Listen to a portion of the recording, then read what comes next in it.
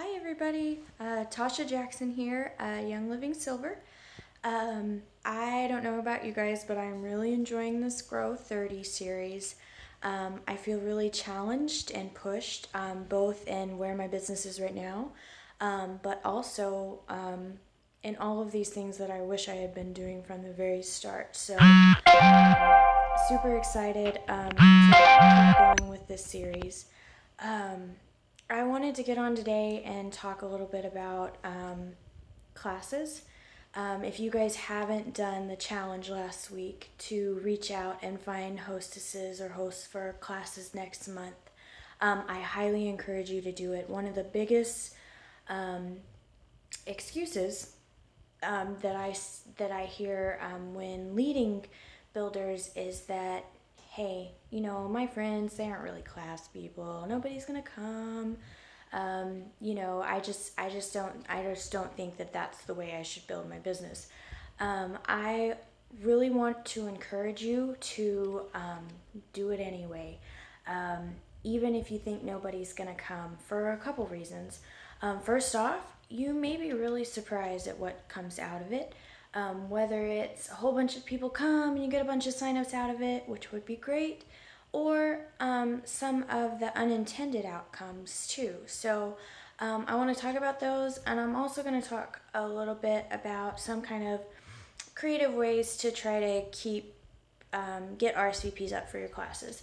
But first, let's talk a little bit about, the disappointing ones, the ones where nobody shows up. Let's just say that does happen.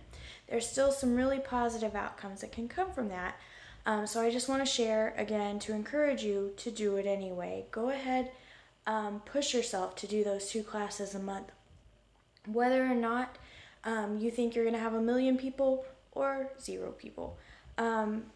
Here are some of the things that I find when I host classes, and I've definitely had plenty with 0 RSVPs or even some RSVPs and nobody shows up, which is probably even more disappointing. But I have yet to put a class out there that something didn't come from. First off, whenever you are inviting people to classes and you're reaching out to them and telling them about the class, you get a couple responses, right? One which may be, I can't do it that day, but that's so awesome. I would love to come to one in the future. Hey, you just found somebody that you may not have known is interested in oils. Basically, throw their hand up in the air and say, I'm interested. I want to know more. So you can work with that person to either get them to a future class, to talk to them one-on-one, maybe set up a coffee date with them. And 2, if they just say, no, I'm not available that day, I always like to follow up with a question and say, okay, well, would you like me to keep you informed about classes in the future? To which they'll say yes or no. And if they say yes, again, they're throwing that hand up and saying, I am interested in figuring out more about this. So keep that in mind. Also, like I said, if the date just doesn't work and they're interested, push them, try to get them to a one-on-one, and open up that dialogue. The other thing that I really like about classes is, even if nobody comes, the people on my Facebook don't know that. The people that I've been promoting this class don't know that nobody shows up to my classes. So for them, I appear serious. They know that I am working my business, that this isn't something that I'm just going to put out there, hope I make a couple bucks on, move on to the next thing. I'm actively pursuing this business. And I have found that once I put it out there and made it more known that I am serious about this, that I am a professional, that they are going to get support from me once they get their kit, that I'm not just fly by night, here today, gone tomorrow. I have found people come out of the woodwork and approach me about oils. Because they know I'm serious. They know that this is a full-time business for me, that I am supporting my family with this income. So that's another outcome of promoting these classes. Even if nobody comes, it still projects your image as being professional and committed. The other thing I was going to say is for the people that RSVP and don't show, I don't know about you guys, but that's really aggravating to me. Use that to your advantage. Don't say, hey, they didn't show up, I'm never talking to them again. No, follow up with them, see what happened. Allow the guilt complex that they probably have for RSVPing and no showing to work to your advantage. I know that sounds cold, but for real, like they didn't mean to forget, or they obviously know that they put you off. So there should be a little bit of guilt there. Let that work to your advantage. Kind of push in that aftermath to try to make something out of it. Again, that can be a one-on-one, or getting them to a future class, or hey, even having them host for you. So yeah, those are some of the positive outcomes that can come from what might otherwise look like a busted class, right? I also wanted to share some tips to keep your RSVPs up. The main one, I know we've all heard it. Don't worry, I'll get to some that you may not have heard. But the main one we hear and is super important is make your invites personal. I always go ahead and post on my profile on Facebook to let people know I am doing a class, because I can't reach out to all, 900 friends personally and invite them. So you may get some people that see it and present themselves as interested, which I have had happen. But for everybody else, for the people that you really want to come, the people that you really think will be interested, reach out to them. Tell them how these oils can work into their lives.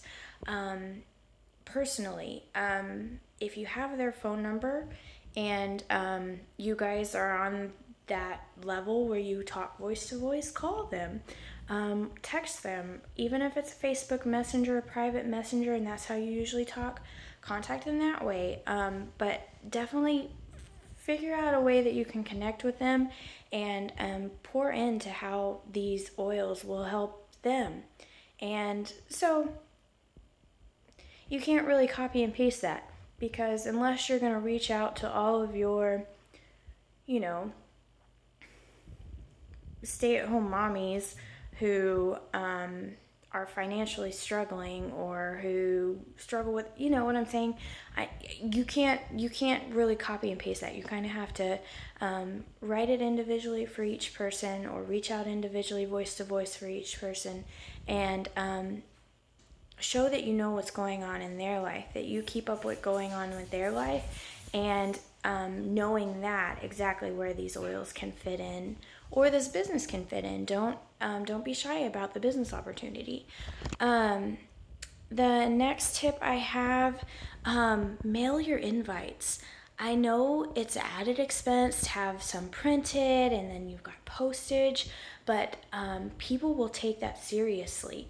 A Facebook invite, nobody takes that seriously anymore. We get invited to 20 different things each day.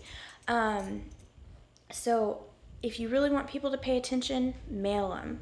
It's kind of fun to get mail. We never get mail anymore besides bills, so hey, that's fun. Next tip, I like to find somebody who may have presented themselves as interested whenever I was promoting a class previously, and say, hey, I would love to teach a class in your area, or wherever, and I know you were interested in coming, so let's find a day that works for you. The benefit of that is not only are you finding a day that works for them, which is nice, right? They almost feel obligated to come because you scheduled around them. So for each class, I like to find somebody that's kind of my goal. I would really like this person to sign up. I know they'll love the oils, and I really think once they get going and loving these oils, that they will share with their friends and family. So for that reason, like I said, I'll pick a goal person for each class, and my goal in hosting that class is to have that person fill the seat in front of me. So even if you have 0 RSVPs, you've got this person in front of you. So if they're the only one that plans to come, hey, you've got a coffee date out of it. They've set that time aside for you. So that's one way I like to form classes. Rather than scheduling things based on my schedule, I like to try to make people feel like I'm scheduling based on their schedule so they feel obligated to come. The last two are kind of silly in some ways, but equally important. I've heard this. I don't even know. It was not Young Living. It was another home party kind of company that introduced me to this, and I kind of fell in love. It's called the Potato Game. So before your class is coming up, you reach out to all of your RSVPs, yes and maybe, and you say, hey, I just wanted to remind you about my class coming up tomorrow. I've got a fun little giveaway set up. I need you to bring a potato. And usually that'll have people intrigued, and it does two things for you. A, it gives you a reason to reach out to them and remind them about the class in a way that doesn't sound naggy, because they have to bring a potato. But it also kind of creates intrigue. They want to know why, right? So once everybody gets there, you have a scoring system for potatoes, and based on who scores the highest, you might have a little giveaway, or even maybe $20, $25 off your kit or something like that. Make it a value, like don't make people feel slighted or misled, but yeah, have some kind of game. It doesn't take much time out of your class to score potatoes. Some ways you can score, like I always like to give a good chunk of points to people who forgot their potatoes, so they're still in the running. And then you might say, if you bought a russet potato or a red potato, this many points. For every eye on the potato, this many points. The biggest potato gets this many extra points. Smallest, this one. So on and so forth. But anyway, by the time everybody's done, it's kind of fun, a silly game that leads to a giveaway or a coupon or something like that. But again, most of the value in that game is just reminding people and creating intrigue. The other thing is kind of similar principle, but a little less silly. I will ask people, hey, I want to pour you a oil sample. This works more to me for existing members who want to try something maybe outside of the kit, and I want them to get hooked on things outside of the kit, right? So I will reach out to them and say, hey, I would love to pour you a sample from my stash and have it ready for you at the class. What sample would you like to try? And reach out to them like a day before or so and say, hey, I have your sample poured. I'm so excited to see you at class. Again, it gives you a reason to reach out to them and remind them about class without being naggy, and also make them feel obligated to come because you went out of your way to pour them a sample. You did something special for them. A similar idea, and actually Jen Wade introduced me to this idea, I've not tried it yet, is and you could do this in a variety of ways, but like you might ask everybody, what's your favorite flower? All of your attendees, what's your favorite flower? And they tell you while you're planning your class, but then come time to remind them about class, oh, I'm gonna have a yellow rose there for you, or whatnot. This one can get kind of tricky because it's hard to find places that'll sell you single flowers. But if you have a place like that, that's definitely a way to work it around. You could also give people an option. Hey, which flower do you like more, this one or this one? So whenever you come to remind them, you can say, hey, I've got your, whatever, red tulip. I guess that's about it as far as tips to get people to come to your classes. The other thing I like to encourage my builders to do, and I do myself, is I open my classes up, even if it's an intro class, to all of my members, and I reach out to them personally and let them know that I'm having it. if they want to learn more about their oils, maybe they put their kit up in the cabinet and kind of forgot about it. I want to keep it, that avenue open for them to learn more about the oils that they already have and get the most out of that investment. And then on my side, hope that they fall in love with them like I did and become a lifelong buyer. But also, I want them to have an avenue of where they can invite their friends to come learn about oils. Because as a new oil user, it's hard, it's intimidating to teach and share with friends. So this just gives them a place that they can bring friends so that they can share and grow their downline, and hopefully that'll turn them into a business builder. But also, I like existing members to be in my class, even, if, even if somebody reaches out to me and says, hey, I already have a kit with somebody else, but I really want to learn, can I come? I do open my classes up to those people because it is helpful to have somebody in the class that says, oh my gosh, yes, lavender has done wonders for my skin. Because they're not making any money off of it, and yet they just helped you sell a product.